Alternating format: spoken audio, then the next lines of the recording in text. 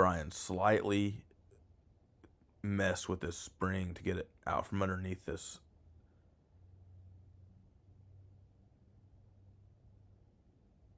Okay, alright, I got it out from underneath that.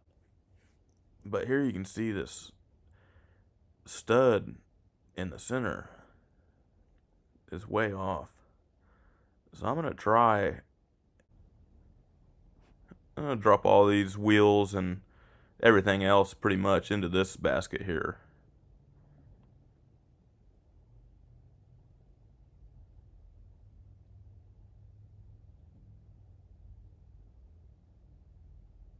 A lot of stuff. You know, the big part of the gear attaches to the small part of the next gear, and so on.